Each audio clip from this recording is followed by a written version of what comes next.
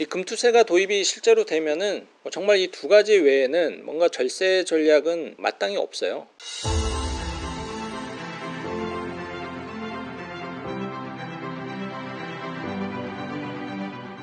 안녕하세요, 백다마TV입니다. 오늘은 지난번에 이야기를 했던 금융투자 소득세에 대한 저의 개인적인 의견을 좀 공유해 볼까 합니다.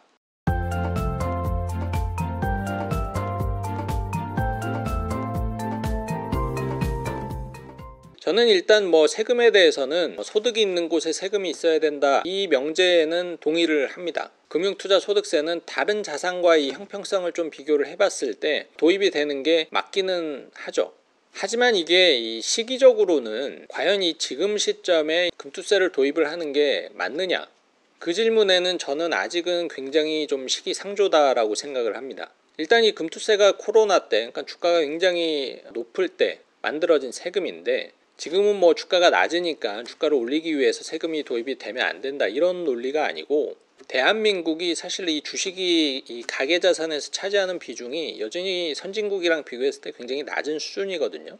적어도 이 주식자산의 비중이 선진국만큼 올라갈 때, 그때쯤 도입을 해도 늦지 않다라는 게 저희 생각이에요. 왜냐면은 많은 분들이 이 주식시장 하면은 그냥 도박판 아니냐, 돈 먹고 돈 먹기 아니냐, 이런 비판적인 시각도 굉장히 많이 갖고 있죠. 물론 주식을 통해서 손실도 많이 보는 분들도 많으니까 그런 부정적인 의견도 있을 수 있으나, 이게 기업 입장에서 보면은 기업이 성장을 하려면은 가장 필요한 게 사실은 돈이고, 필요한 돈을 투자금으로 모집을 해야 되는데, 그때 사실 가장 비용이 저렴하면서도 그리고 가장 많이 확보를 할 수 있는 방법이 이 주식이죠. 기업 상장을 통해서 투자금을 확보를 할 수가 있으니까. 그리고 이 자본주의 시장에서 기업의 성장은 개인에게도 굉장히 큰 영향을 미칩니다. 기업이 성장을 해야 일자리가 늘어나고, 또 개개인들의 소득도 늘어나고, 결국에는 개인도 국가도 성장을 할 수가 있죠. 그렇기 때문에 소위 대한민국이 더 잘 살려면은 기업의 발전은 반드시 필요합니다. 쿠팡의 사례를 한번 볼까요? 이 쿠팡이 한 8년 정도 적자를 기록을 했어요. 그 누적 적자가 무려 6조 원입니다. 6조 원. 그러다가 올해 3분기에 정말 처음으로 이제 흑자 전환을 했습니다. 그럼 과연 이 쿠팡은 투자금 없이 8년이라는 시간을 계속 적자를 보면서 버틸 수 있었을까? 당연히 없죠. 적자가 8년 동안 이어지면서 버틸 수 있는 기업이 세상에 어디 있겠습니까? 단 1년도 버티기가 어려울 수가 있는데, 하지만 쿠팡이 버틸 수 있었던 것은 투자금 덕분이었고, 그 투자금은 어떤 특정 개인 혹은 특정 기업에서도 조달을 받을 수가 있지만, 쿠팡 같은 경우도 어쨌든 미국 시장에 상장을 하면서 굉장히 많은 투자금도 확보를 할 수가 있었거든요. 그리고 많은 분들이 인정을 하시겠지만, 어쨌든 쿠팡이 우리에게 준 변화가 굉장히 많잖아요. 개개인들에게 편리함도 주었고, 또 관련된 일자리도 굉장히 많죠. 그렇기 때문에 이 주식시장은 굉장히 중요한 거예요. 기업이 성장을 하는 데 있어서. 그러면 은행이 그 역할을 해주면 되는 거 아니냐, 대출이 있으니까. 근데 요거는 조금 이야기가 다릅니다. 대출이라는 것은 어찌됐든 은행은 굉장히 좀 보수적인 집단이고, 그 기업 가치가 10억인데 대출을 20억 30억 해줄 수가 있습니까? 없죠. 그리고 은행이 어떤 집단입니까? 담보 없으면은 대출 잘 해주지도 않아요. 근데 신생기업이 담보가 또 어디 있습니까? 없죠. 기술력 하나로 성장을 하려고 하는 게 바로 신생기업인데, 그러니까 은행의 문턱은 신생기업에게 있어서는 너무나 높습니다. 은행만으로는 자본주의가 발전을 하기에는 한계가 있는 게 분명한 사실이라는 거예요. 그렇기 때문에 이 주식시장이 더 활성화가 돼서 스타트업이 유니콘이 되고, 유니콘이 또 대기업이 되고, 삼성전자가 제2의 삼성전자, 제3의 삼성전자, 이런 것들이 생기고 생겨야 결국에는 그 이득을 누가 가져가느냐, 기업도 가져가겠지만 저 개인이 가져갈 수도 있는 거고, 국가도 가져갈 수가 있는 거죠. 하지만 앞서 이야기했던 것처럼 여전히 대한민국에서 이 가계 자산의 비중을 살펴보면 부동산이 굉장히 압도적으로 많습니다.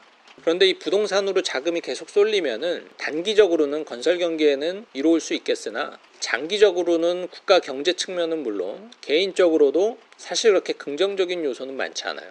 이는 코로나 때 부동산이 굉장히 폭등을 하면서 많은 분들이 경험하고 느꼈을 텐데, 부동산 가격이 적정 수준 이상으로 너무 많이 오르게 되면 어쨌든 그만큼의 대출을 일으킬 수밖에 없고, 그러면 결국에는 개개인들의 가처분 소득이 떨어질 수밖에 없죠. 이 가처분 소득이 떨어지면 결국 소비를 줄이고, 소비를 줄이면 기업의 매출이 줄고, 매출이 줄면 일자리가 줄고, 이게 계속 악순환이 되는 거예요. 우리나라 경제의 가장 큰 문제점 중에 하나가 바로 이 출산율 저하인데, 이렇게 계속 높은 집값으로 인해서 출산율이 낮아지면은 결국에는 가뜩이나 작은 내수시장은 계속 더 작아지는 거고, 생산인구도 계속 줄잖아요. 즉 부동산에 자금이 너무 많이 쏠리면은 사실 길게 봤을 때 긍정적인 요인은 찾아볼 수가 없다라는 게 저의 생각입니다. 하지만 주식은 좀 다른 이야기죠. 뭐 삼성전자 3만 원이 300만 원 간다라고 해서 인플레이션이 생기나요? 그렇지 않죠. 그렇다고 또 가처분 소득이 떨어집니까? 그렇지도 않습니다.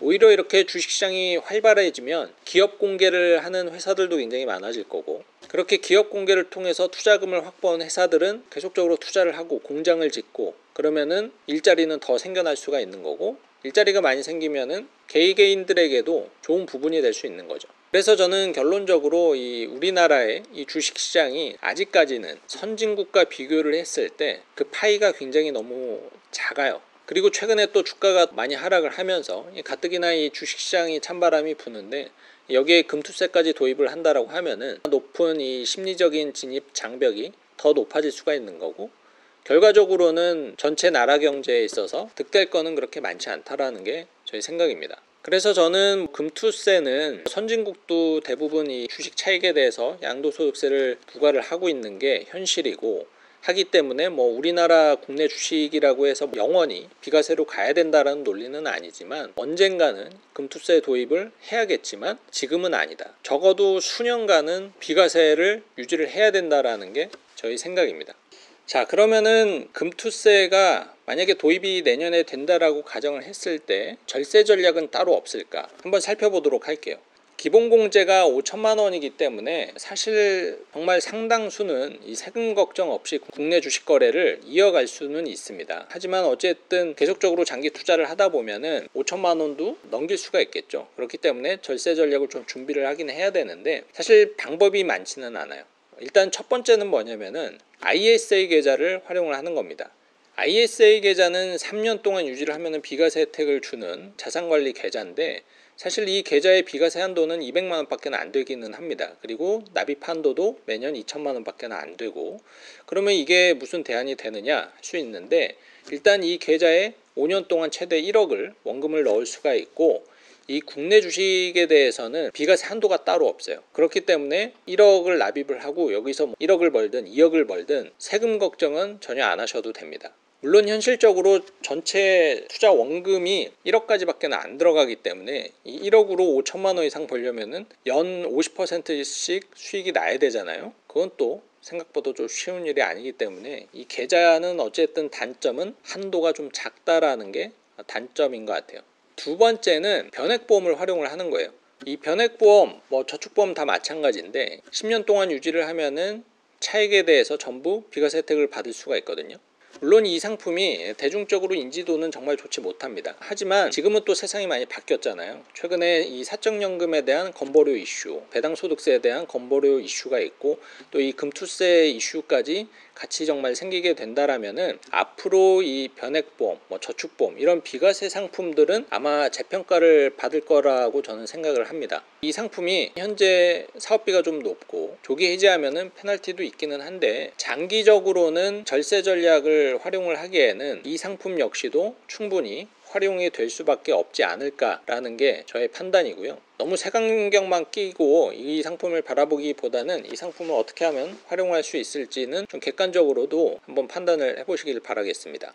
이 금투세가 도입이 실제로 되면은 정말 이 두 가지 외에는 뭔가 절세 전략은 마땅히 없어요. 그때가 돼서 또 다른 절세가 가능한 상품이 나오지 않는 이상 이 국내 주식 차익에 대해서 뭔가 비과세를 확보할 수 있는 방법은 현재로서는 이 두 가지밖에 없습니다. 그렇기 때문에 이 두 가지 계좌, 상품 여력이 되시면은 미리미리 가입을 해두시길 바라고, 특히 ISA 계좌는 계좌 만든다라고 해서 돈 드는 게 아니기 때문에 계좌를 안 만들 이유도 없죠. 그리고 또 올해가 지나면은 또 올해 받을 수 있었던 한도 2천만 원을 받을 수가 없는 거기 때문에, 아직까지도 ISA 계좌가 없으신 분들은 올해가 가기 전에 이 ISA 계좌를 꼭 개설하시기 바라겠습니다.